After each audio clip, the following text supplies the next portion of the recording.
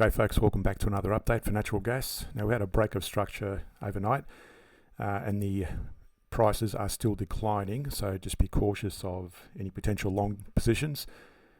Before we get stuck in the charts, we'll look at the outlook. Before we get any further, make sure you hit that like and subscribe button to help support the channel. So first, in terms of the outlook for natural gas, the rapid expansion of AI, artificial intelligence applications, is significantly increasing energy consumption in data centers, with projections indicating that AI could account for about 19% of data center power by 2028. For the ETFs, BOIL seeks to provide twice a daily performance of the natural gas sub-index. As of January 28, BOIL's price was 52.71, reflecting a 9.75% decrease from the previous close. For KOLD, aims to deliver twice the inverse daily performance of the same index on the same date. KOLD's price was $39.90, marking a 10.3% increase from the prior close. And for UNG, tracks natural gas futures contracts. So as of January 28, UNG was priced at $16.29, a 5.04% decline from the previous close. In terms of energy infrastructure, the surge in AI applications is driving substantial energy consumption in data centers. Estimates suggest that by 2030, data centers could increase US natural gas demand by 3 to 6 billion cubic feet per day, potentially reaching up to 10 billion cubic feet per day. So again, we always look at the long-term trends before we look at the micro charts. So at the moment, we've got the monthly, the weekly, and the daily. You can see there currently on the monthly, we're still in a bullish mode with the CCI still above its moving averages. And likewise, the price is broken above those moving averages as well. It's giving us a long-term bullish momentum. On the weekly, that has broken up as well since around the start of September last year. On the CCI, and also the price is broken above, but notice on both the price and the CCI it's broken into that moving average range, giving us a neutral signal and potentially turning more bearish. On the daily, if I zoom into this one, you can see that we drew this diagonal trend line and also this horizontal support at 32.16. On our previous video, I did actually break through that diagonal ascending trend line, and actually it's finally broken through that horizontal line or support level as well, and that was a result of this CCI continuing to decline. And that longer term, going back to the start of November, you'll notice here we had a double top or a very slightly lower high on the CCI versus a higher high on the price after bouncing off that resistance at 40.60, and that always indicates a potential reversal or at least a retrace. In this case it's retracing.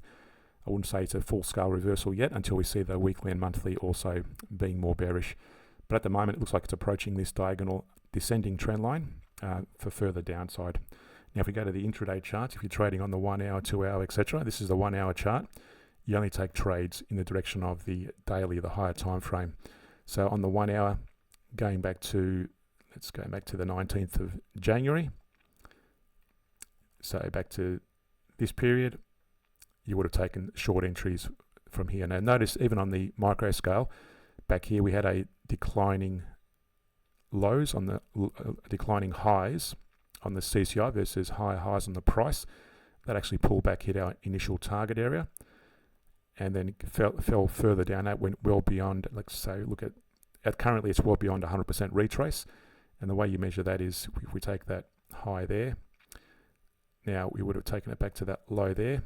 That was at 38% retrace. That was a minimum retrace we expect, and more than 90% of the time it hits that. In this case, it's sort of stable. It stopped there initially at 50%, then it gapped down to the 61%, consolidated for a while, broke down through that ascending trend line, rose a bit, and then it's finally broken through the 100% declining. So further declines at the moment.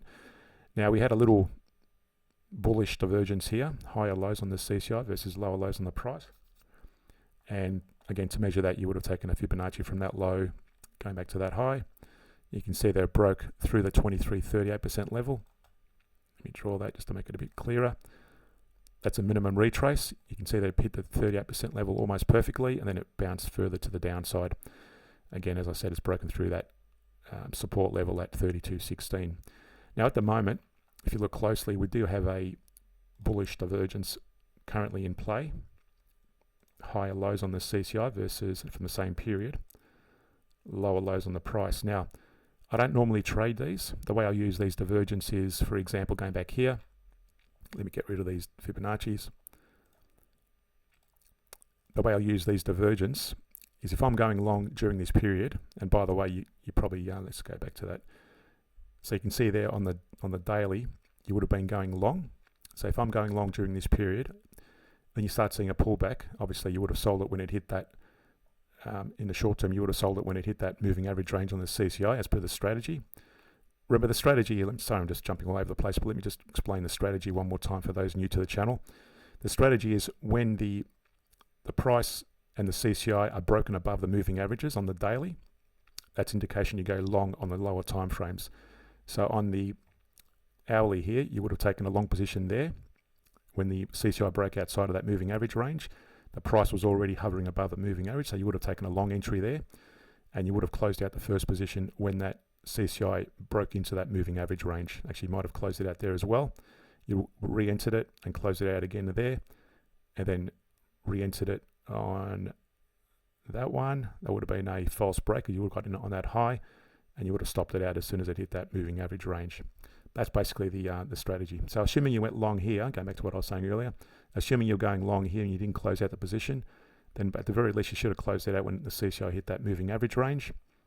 But then as you start seeing the CCI rise and the price rise, notice the CCI peaked at a lower high than that previous high, but the price broke the previous high. Now that's a bearish divergence, so indicating it's going to pull back, and it did.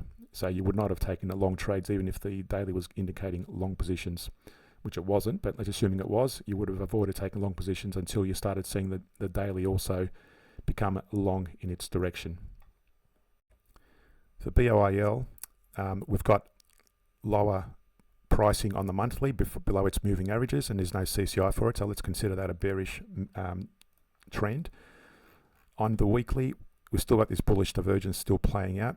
Higher lows on the CCI versus lower lows on the price. Now it's made some little move to the upside, but again, I'd like to see these moving averages widen a lot more rather than being very narrow at the moment.